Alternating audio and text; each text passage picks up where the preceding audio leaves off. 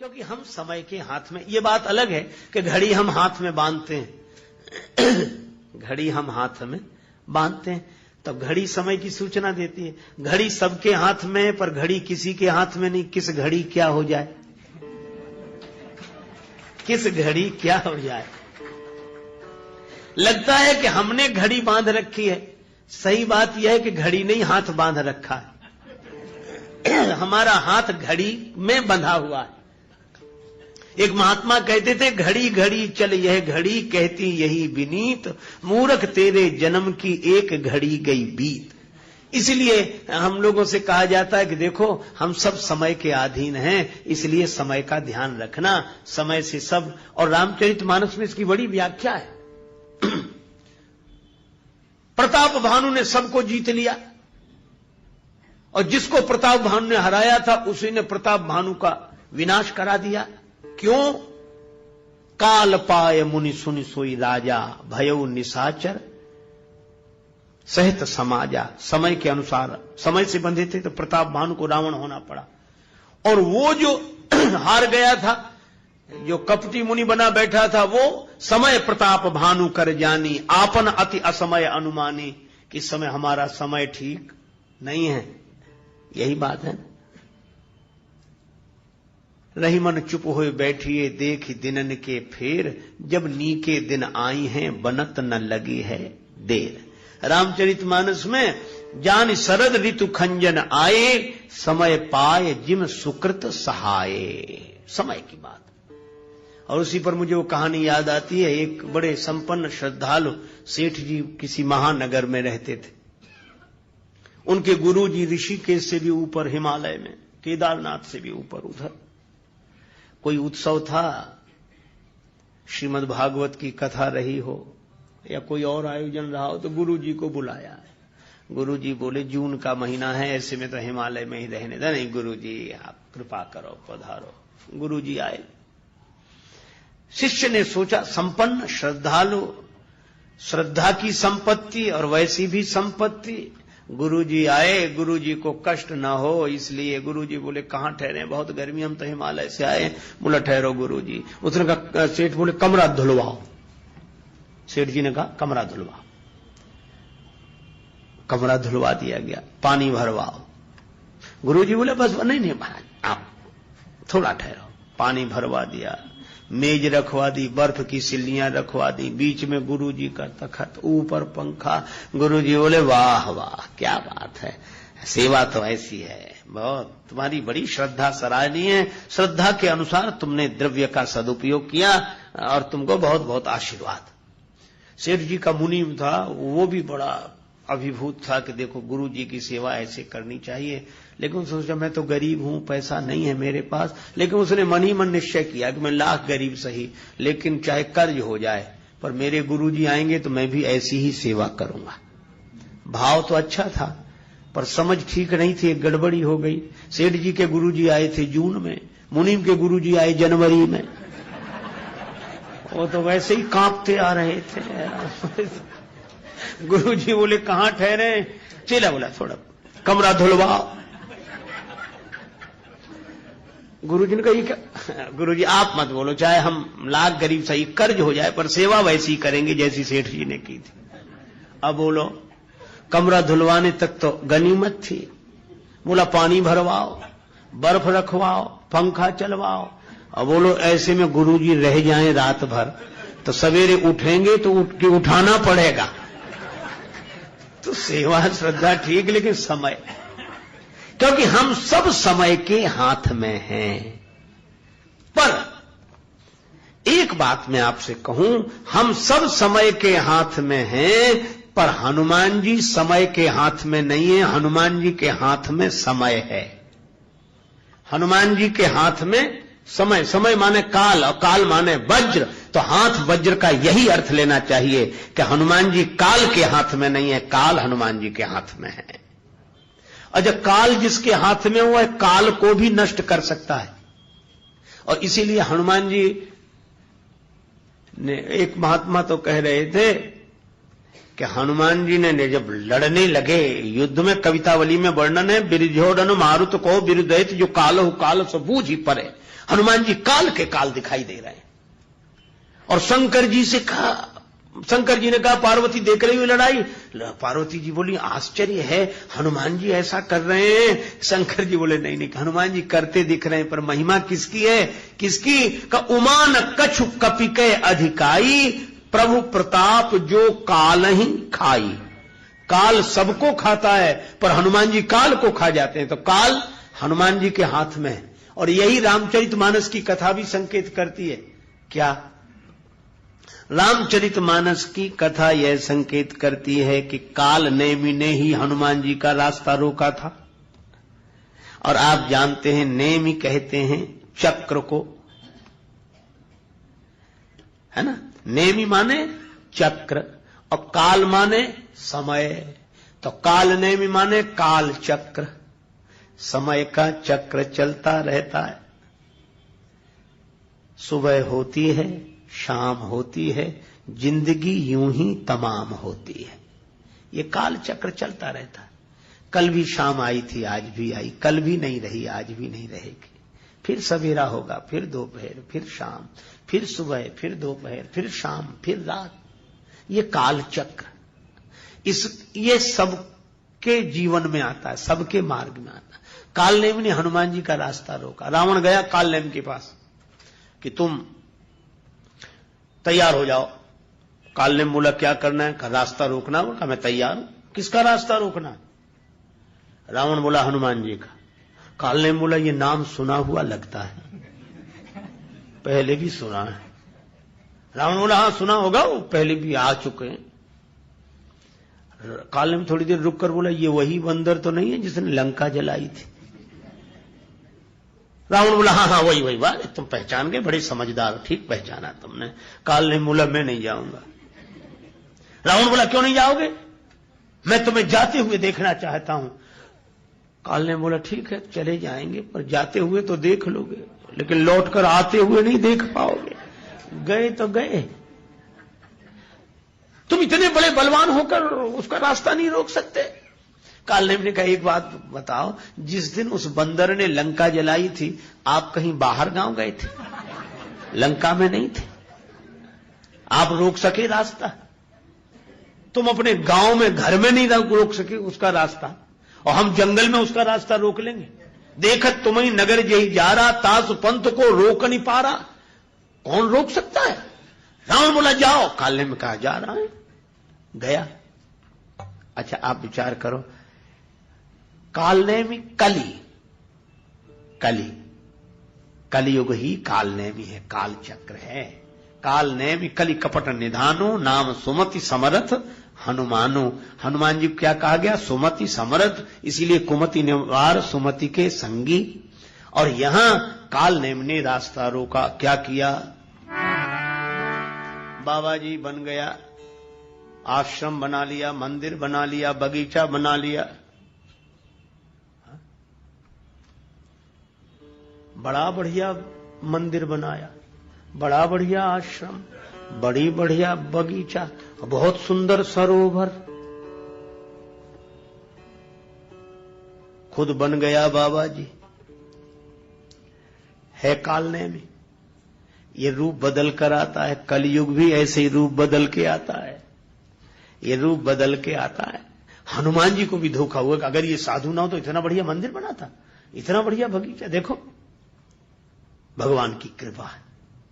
अरे कृपा नहीं, अभी पता लगेगा। वो तो मकरी ने पांव पकड़ा, हनुमान जी ने लात मारी। अच्छा ये देखो, हनुमान जी जैसे ही पहुंचे और कालनेम ने जो देखा तो अब लगा वो कथा कहने।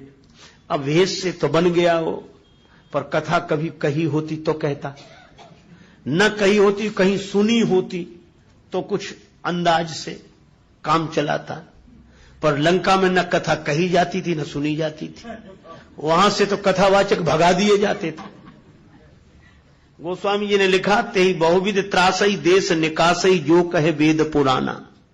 जो वेद पुराण की चर्चा करे उनको डरा धमका के नगर से निकाल दिया जाता था।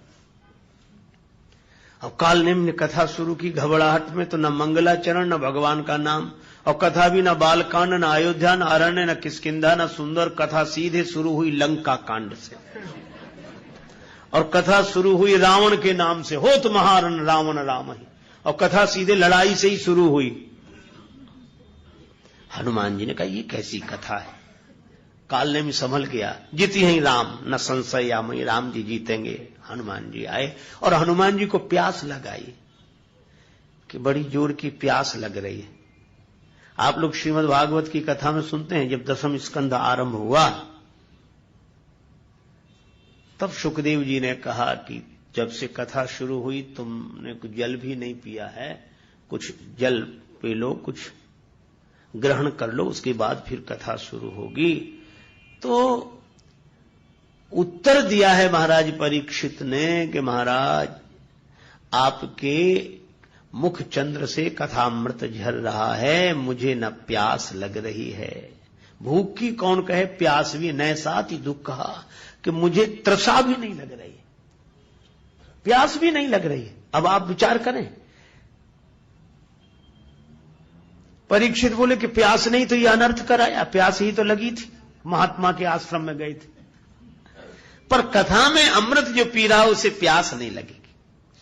आप विचार करें, सुखदेव जी कथा कहेंगे तो महाराज परीक्षित की प्यास चली जाएगी, और अगर कालनेमी कथा कहेगा तो हनुमान जी को प्यास लग आएगी, प्यास बुझेगी नहीं, लगेगी। और जब जब कालनेमी के द्वारा कथा होती है भक्त की प्यास बुझती नहीं है। लोग कहते वहां गए कुछ समझे भी नहीं आया, पता नहीं क्या हो रहा था, कुछ हमें तो ये लगा कि चले यहां से, कुछ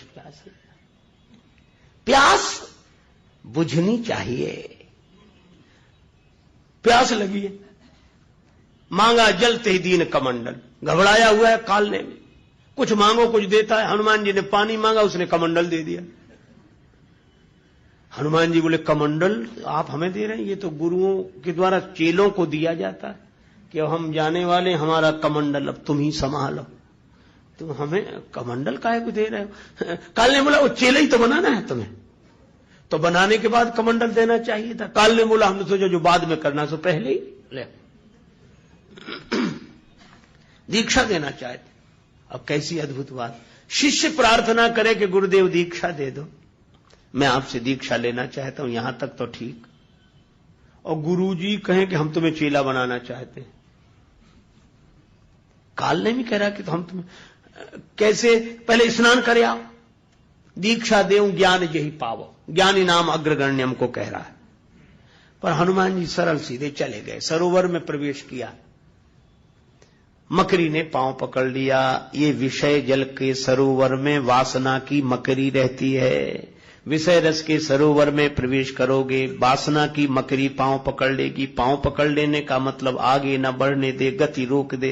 ये वासना ने ही तो हमारी गति रोक रखी है, पकड़ कर रखा है। पर हनुमान जी ने इस पर प्रहार किया, मारी। मकरी बोली वाह रामदूत, चरण पकड़ने वाले के साथ यह व्यवहार। हनुमान जी बोले जो पांव पकड़ के डुबा देना चाहे उसके साथ यही व्यवहार करना चाहिए। कई पांव पकड़ने वाले होते ही ऐसे हैं कि खुद तो डूब ही रहे, तुम्हें और ले डूबेंगे, पांव नहीं छोड़ेंगे जब तक तुम डूबे ही न जाओ। ऐसे पांव पकड़ने वालों से सावधान रहना चाहिए। पर कई लोग पांव पकड़ने वालों के फेर में ऐसे पड़ते हैं कि वो जानबूझकर खुद ही डूबते हैं। पर हनुमान जी ने प्रहार किया, वह दिव्य हो गई। कहा कि चरण पकड़ने वाले के साथ यह व्यवहार, हनुमान जी बोले जो पांव पकड़ के डुबा दे उसके साथ तो यही व्यवहार करना चाहिए। और बोले इस कथा कहने वाले के साथ, अरे बोले महात्मा है। मकरी बोली महात्मा नहीं मुनि न हो, यह निश्चर घोरा। ये वासना पर जब किसी संत के द्वारा प्रहार किया जाता है तो वासना ही उपासना बन जाती है, दिव्य बन जाती है। जो मन की वृत्ति संसार से जुड़ी थी वो भगवान से जुड़ जाती है। और तब उसने कहा मुनि न हो यह निश्चर घोरा, मानव सत्य वचन कपि मोरा। हनुमान जी गए और क्या किया, काल ने बोला आओ आओ आओ वत्स तुम्हें दीक्षा दें। हनुमान जी बोले जब से आए सारे काम उल्टे हो रहे हैं, एक काम हम भी कर दें। क्या? बोले गुरुजी पहले दक्षिणा ही ले लो, बचे रहो तो दीक्षा दे देना। ऐसी दक्षिणा दी, सिर लंगूर लपेटी पछारा। मरते मरते बोला राम राम। हनुमान जी बोले अब सही दी दीक्षा? तो बोलो काल नेमी को पराजित करने वाले। और काल नेमी कौन है? कलिकाल। तो कलिकाल के जो हाथ में हो वो इंसान, और कलिकाल जिसके हाथ में हो वो हनुमान। हनुमान जी के हाथ में कलिकाल है। अच्छा वैसे भी देखो कथाएं भी अद्भुत संकेत करती हैं। क्या? हनुमान जी ने बाल्यकाल में ही सूर्य भगवान को मुख में रख लिया, और सूर्य भगवान तो काल की गति की सूचना देने वाले, और काल की गति जिसने अवरुद्ध कर दी हो उनका नाम हनुमान जी है। तो ये हाथ वज्र, वज्र माने काल, काल जिसके हाथ में हो। और इसीलिए हनुमान जी से वैद्य ने कहा संजीवनी बूटी लेने तो जा रहे हो पर सूर्योदय के पहले आ जाना। हनुमान जी बोले सूर्य भगवान जानते हमारे बारे में, मैं लौटूंगा तभी सूर्योदय होगा, उसके पहले नहीं, और उसके पहले उगेंगे तो मैं सवेरा होने ही नहीं दूंगा। तो हनुमान जी के हाथ में काल है। अच्छा अब इससे अर्थ क्या हुआ? हाथ वज्र और ध्वजा विराजे। हाथ में वज्र है और ध्वजा, इसका अर्थ है कि भगवान के यश की ध्वजा वही लहरा सकता है जो समय के हाथ में न हो। समय जिसके हाथ में हो वही भगवान के यश की ध्वजा को लहरा सकता है। अर्थात जो कलिकाल से प्रभावित न हो, कलिकाल से जो प्रभावित न हो, जो कलिकाल को प्रभावित कर दे, वही भगवान की कीर्ति की ध्वजा लहराएगा कि ये भगवान के भक्त ऐसे होते हैं। तो हनुमान जी काल के हाथ में नहीं है, काल उनके हाथ में है। इसीलिए हाथ वज्र अरु ध्वजा विराजे, हाथ वज्र अरु ध्वजा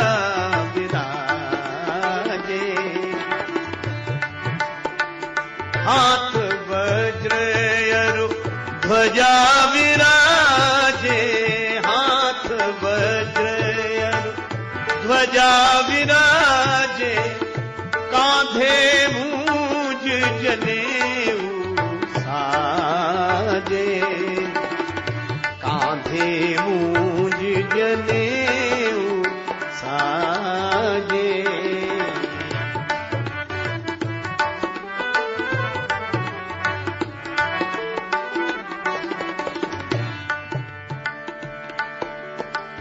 कांधे मूंज जनेऊ साजे, कांधे मूंज जनेऊ साजे।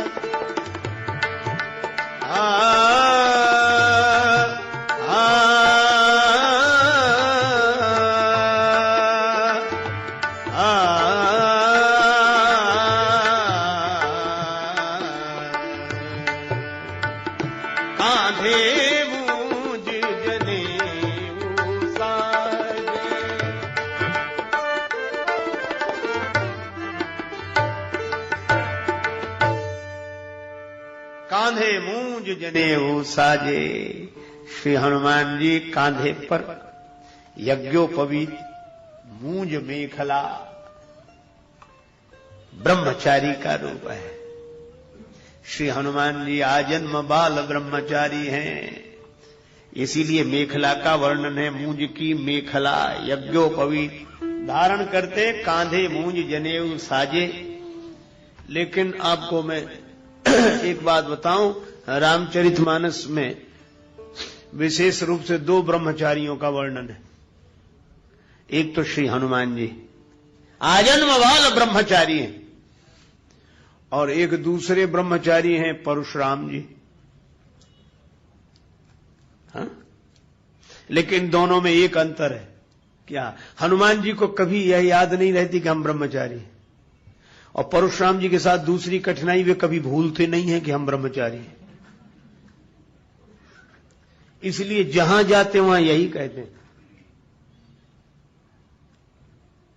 बाल ब्रह्मचारी अति कोही, विश्व विदित क्षत्रिय कुलद्रोही। मैं बाल ब्रह्मचारी हूं, मैं ब्रह्मचारी हूं, मैं ब्रह्मचारी हूं। भगवान सामने खड़े,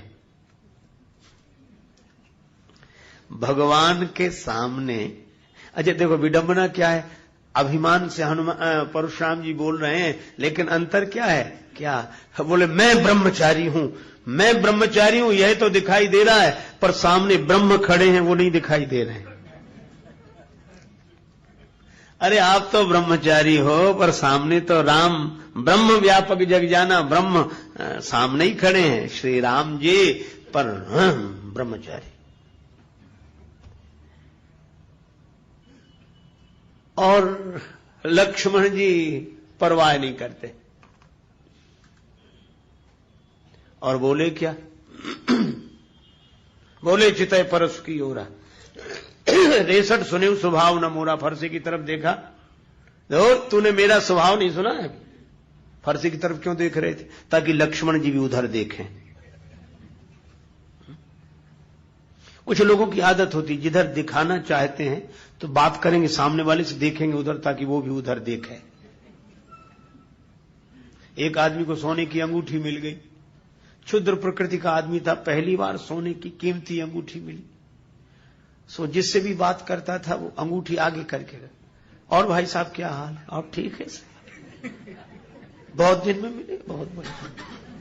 लोग कहते अजीब आदमी है, अरे मुझे बोली उंगली ऐसे ऐसे करने का क्या क्या मतलब, देख लें लोग कि ऐसे गया मिठाई की दुकान पर, एक पंडित जी की दुकान थी मिठाई की, वो अपना चादर ओढ़े, ब्राह्मण देवता बैठे थे, और पंडित जी आओ भैया ये मिठाई कैसे, अब उसने ये लड्डू क्या भाव दिए, ये जलेबी कैसे, ये रस, सब मिठाई पर ऐसे ऐसे करे, अंगूठी दी है ऐसे। ब्राह्मण देवता गंभीरता से सुन रहे, समझ गए। तो वो तो इतनी सी अंगूठी सोने की उंगली में पहने था, और वो इतना बड़ा सोने का बाजूबंद बांधे थे पंडित जी, यहां चादर ओढ़े बैठे थे। तो जैसे ये मिठाई कैसे, ये मिठाई कैसे, तो पंडित जी ने ऐसे चादर हटाया और अपना हाथ ऐसे किया, बोले सब एक ही भाव हैं, कोई भी ले जाओ, सब एक ही, ताकि वो भी देखे। अब परशुराम जी दिखाना चाहते कि हम क्या हैं, ये रहा फरसा, तो फरसे की तरफ देखे ताकि लक्ष्मण जी भी देखे। बोले चितय परसु की ओरा, रेसठ सुने स्वभाव न मोरा, तुमने मेरा स्वभाव नहीं देखा है, अभी सुना ही नहीं होगा। लक्ष्मण जी ने देखा फरसे की तरफ, नहीं देखा तो दिखाने लगे। दूसरी पंक्ति में गोस्वामी जी क्या संकेत करते हैं, लक्ष्मण जी से सीधे ही बोले परसु विलोक महीप कुमारा, मेरा फरसा देखो, ये देखो मेरा फरसा। लक्ष्मण जी बोले हाँ हाँ देख रहे हैं। फरसा देखकर तुम डरे नहीं? लक्ष्मण जी बोले अच्छा रहा कि हमने फरसा नहीं देखा। क्यों? फरसा देखते तो लड़ाई हो ही जाती। क्यों हो जाती? तो मुझे वीर नहीं समझ रहे हो क्या? लक्ष्मण जी बोले आप केवल फरसा थोड़े ही लिए हैं, एक और धारे धनु, एक और धारे बाण, एक और परसु सुधारे तेज तायो है, एक और शूल, एक और लौह वर्म झूल, एक और तोमर त्रिशूल लटकायो है। बिंदु कवि धन्य भृगुवंशज मुनीस तुम्हें संत वेश में विचित्र रूपक लखायो है। मैंने जान्यो को कुशल कारीगर है, जनकपुरी में शस्त्र बेचिवे को आयो है। हमने वीर समझा ही नहीं। अब तो बड़ा क्रोध आया, मेरा फरसे का अपमान, फरसे। लक्ष्मण जी ने कहा कि देखो महाराज, अगर आप ब्रह्मचारी कह रहे हो, बाल ब्रह्मचारी अति कोही, तो ब्रह्मचारी का चिन्ह फरसा नहीं है। फिर बोले आप अपने को कहते रहे हो ब्रह्मचारी और दिखा रहे हो फरसा, और ब्रह्मचारी का चिन्ह क्या है? लक्ष्मण जी बोले वो मैंने देखा, इसीलिए नहीं झगड़ा किया आपसे। क्या देखा तुमने? बड़ा सुंदर संकेत है। लक्ष्मण जी बोले भृगुसुत समुझी जनेऊ बिलोकी, जो कछु कहाऊं सहाऊं रिस रोकी। मैं आपको भृगुवंशी ब्राह्मण ब्रह्मचारी के रूप में देखकर, और ब्रह्मचारी का जो चिन्ह है वह देख रहा हूं। का ब्रह्मचारी का चिन्ह क्या है? बोले यज्ञोपवीत जनेऊ, वह देख रहा हूं मैं, फरसा नहीं देख रहा हूं। जनेऊ देखकर ही श्रद्धा होती है, फरसा देखकर तो लड़ने का मन होता है। तो ब्रह्मचारी का मुख्य चिन्ह क्या है? यज्ञोपवीत। और यज्ञोपवीत पर ब्रह्मचारी को गर्व होना चाहिए कि मैं यज्ञोपवीत धारी हूं। इसलिए तुलसीदास जी कहते हैं कि ब्रह्मचारी तो दो, लेकिन एक ब्रह्मचारी ने अपना चिन्ह फरसा मान लिया। लेकिन हमारे हनुमान जी ऐसे ब्रह्मचारी हैं कि इनका चिन्ह क्या है? कांधे मूज जने साजे, कांधे जने जने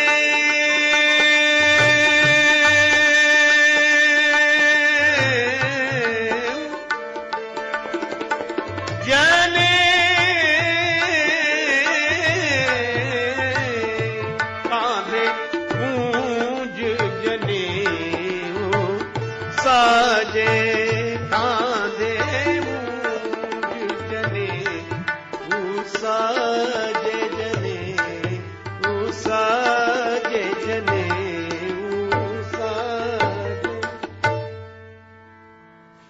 हनुमान जी सच्चे ब्रह्मचारी हैं। क्यों? क्योंकि हनुमान परशुराम जी ब्रह्मचारी होने का अभिमान रखते हैं।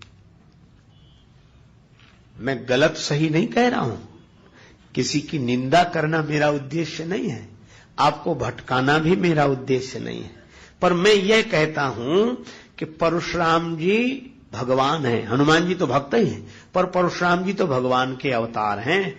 पर यह लीला है। लीला को बार बार ऐसे समझना चाहिए जैसे मां किसी बच्चे को चलना सिखाती है तो उसकी उंगली पकड़कर पीछे पीछे चलती है, कहती बेटा आ, सीधा बढ़ा, सीधा सीधा आगे आ जा। बच्चे से कहती सीधा चलो, मां उल्टा चल रही, तो क्या मां को सीधा चलना नहीं आता है? आता है, लेकिन वह उल्टा चलने की लीला इसलिए करती है ताकि उसका बालक सीधा चलना सीख जाए। तो परशुराम जी जैसे अवतार कोटि के महापुरुषों में अगर यह अभिमान का उल्टा चलना दिखाई दे तो यह उनका दोष नहीं मानना चाहिए। होश में रहकर वे तो भगवान हैं ऐसा जानकर वे तो केवल इसलिए उल्टा चलने की लीला कर रहे हैं ताकि हम लोग सीधा चलना सीख जाएं। इतनी ही प्रेरणा लेनी चाहिए। तो परशुराम जी ब्रह्मचारी हैं पर वे अभिमान को भीतर रखते हैं, और हनुमान जी ऐसे ब्रह्मचारी हैं कि वे भगवान को भीतर रखते हैं। वे भगवान को भीतर रखते हैं। अच्छा, एक बात है, हनुमान जी ब्रह्मचारी हैं पर उन्हें ब्रह्मचारी होने का न भान है न गुमान है। क्यों नहीं है? आज हम आपसे पूछते हैं, छोटा सा बच्चा 5-7 साल का ब्रह्मचारी है कि नहीं है? लेकिन छोटे से बच्चे से कोई कहता आइए ब्रह्मचारी जी, और अगर कहो तो उसे कैसा अटपटा लगेगा। बालक कहेगा कि मां मैं तुम्हें जानता हूं, मैं नहीं जानता कि ब्रह्मचारी क्या होता है वो, लेकिन वह जानता नहीं कि ब्रह्मचारी क्या है, वह तो बालक है। और इसीलिए हनुमान जी और बच्चे का ब्रह्मचर्य सच्चा ब्रह्मचर्य है, क्योंकि वह यह नहीं जानता कि ब्रह्मचर्य होता क्या है। तो ब्रह्मचारी तो है पर उसे ब्रह्मचारी होने का न भान है न अभिमान है। क्यों? वह बालक है। हनुमान जी ब्रह्मचारी हैं, सच्चे ब्रह्मचारी हैं, पर उन्हें अपने ब्रह्मचारी होने का न भान न अभिमान कहा। क्यों? बोले वे भी बालक हैं। इसीलिए तो हम लोग क्या कहते हैं, आरती कीजिए हनुमान लला की, आरती कीजिए हनुमान लला की।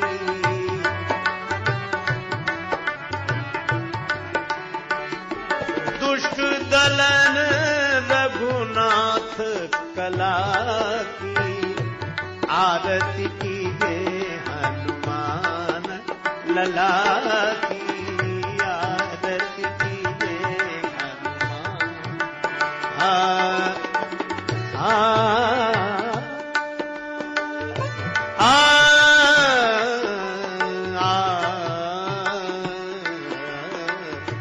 आरती कीजिए हनुमान, हे हनुमान, हे हनुमान जी लला हैं, बालक हैं। जानकी माता ने भी यही कहा, अजर अमर गुण निधि सुत हो। सुत हो, छोटे से। हनुमान जी बाल हनुमान, सदा बाल भाव में रहते हैं और बूढ़े तो हो ही नहीं सकते, क्योंकि जानकी माता ने कहा है अजर अमर गुण निधि सुत हो। हनुमान जी तुम अजर रहो, तुम्हें कभी बुढ़ापा ना आवे। अजर है, बुढ़ापा नहीं आता हनुमान जी का। इसीलिए हनुमान लला के। पर एक बार एक सज्जन ने हमसे कहा, अलग अलग क्षेत्र में हनुमान जी के अलग अलग नाम भी लोगों ने रख रखे, अलग। कई जगह हनुमान लला, प्राय आरती कीजिए हनुमान लला की। पर बुंदेलखंड के लोग उधर कुछ क्षेत्रों में हमने देखा वे हनुमान जी को लला नहीं बोलते, हनुमान बब्बा कीजिए। बब्बा बब्बा माने बूढ़ा। एक सज्जन बोले ये बुंदेलखंडी लोग नासमझ होते हैं क्या? जब हनुमान जी बूढ़े होते ही नहीं तो उनको बब्बा क्यों कहते? अरे हम कहा अब प्रश्न तो ठीक ही है कि भाई जब बूढ़े हैं ही नहीं हनुमान जी, जानकी माता ने कहा कि तुम बूढ़े होगे ही नहीं, तो फिर उनको बूढ़ा क्यों कहते हैं? हमने उत्तर दिया, हमने कहा नहीं, बुंदेलखंड के लोग समझदार हैं, वो ठीक कहते हैं। बोले क्यों ठीक कहते हैं? या तो जानकी माता का आशीर्वाद गलत है कि बूढ़े नहीं होंगे, और जब बूढ़े नहीं तो उनको बाबा क्यों कहते हैं, बब्बा क्यों कहते हैं? हमने कहा इसलिए कहते हैं कि हनुमान जी वैसे कभी बूढ़े नहीं होते, लेकिन एक बार लीला में बूढ़े हुए थे। कब हुए? बोले भीम का अभिमान दूर करना था तो हनुमान जी बूढ़े बानर के रूप में ऐसे बैठ गए, पूंछ फैला दी रास्ते में। भीम ने कहा हटा ये पूंछ। हनुमान जी बोले बूढ़ा कमजोर बंदर, मैं पूंछ नहीं हटा सकता, भैया तुम ही हटा दो। भीम ने बड़ी ताकत लगाई, पूंछ नहीं हटी। बूढ़ा बानर, और ये आप कौन है, प्रकट हो जाओ। तो हनुमान जी वास्तविक रूप में प्रकट हुए। यह कथा जगत प्रसिद्ध है। हमने कहा कि बुंदेलखंडी लोग उस कथा को याद करके हनुमान बब्बा की जय बोलते हैं, इसलिए वो गलत नहीं, सही है। क्योंकि हम समय के हाथ में, ये बात अलग है कि घड़ी हम हाथ में बांधते हैं घड़ी हम हाथ में बांधते हैं तब घड़ी समय की सूचना देती है। घड़ी सबके हाथ में है पर घड़ी किसी के हाथ में नहीं। किस घड़ी क्या हो जाए, किस घड़ी क्या हो जाए। लगता है कि हमने घड़ी बांध रखी है, सही बात यह है कि घड़ी नहीं हाथ बांध रखे, कि घड़ी नहीं हाथ बांध रखे, कि घड़ी नहीं हाथ बांध रखे, कि घड़ी नहीं हाथ बांध रखे।